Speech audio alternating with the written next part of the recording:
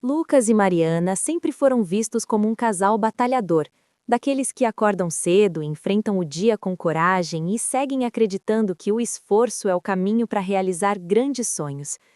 Entre rotinas intensas e planos para o futuro, eles imaginavam uma vida mais tranquila, cheia de conquistas e momentos felizes. Mas com o passar do tempo, pequenas decisões começaram a ganhar um peso inesperado. Compras parceladas que pareciam inofensivas se multiplicaram silenciosamente. Contas foram sendo adiadas de um mês para o outro e o cartão de crédito passou a ser a solução rápida para quase tudo. Sem perceber, eles deixaram de viver para construir sonhos e passaram apenas a correr para pagar boletos.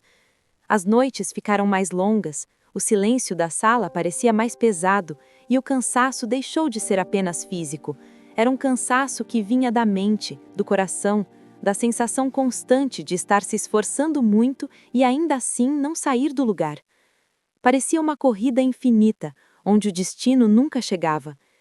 Mesmo assim, algo dentro dele se recusava a desistir. Em um fim de semana simples, sentados à mesa da cozinha, cercados por papéis, números e preocupações, decidiram finalmente encarar a realidade, sem fugir, sem inventar desculpas, sem medo do que iriam encontrar. Não foi fácil. Os números eram duros, as dívidas maiores do que imaginavam e a sensação de aperto quase tirou o fôlego dos dois. Mas naquele momento também perceberam algo essencial. Apesar de todos os problemas, ainda tinham um ao outro. E foi dessa união que nasceu uma nova decisão. Não seria mais sobre aparência, comparação ou satisfação imediata. Seria sobre reconstruir, aprender, crescer e escolher um futuro diferente. Os dias seguintes foram marcados por pequenas mudanças que exigiam coragem. Reduzir gastos, rever hábitos, dizer não para desejos momentâneos e sim para objetivos maiores. Cada economia parecia pequena, mas somadas às outras se transformava em progresso. Essas contas estão me dando dor de cabeça.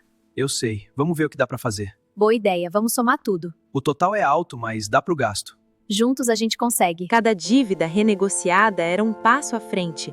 Cada boleto pago representava um pedaço da liberdade sendo recuperado. Aos poucos, o peso começou a diminuir. A ansiedade foi dando espaço para a esperança e a esperança trouxe energia para continuar. Não havia luxo, não havia excessos, mas havia algo muito mais valioso surgindo dentro daquela casa: paz, planejamento e orgulho.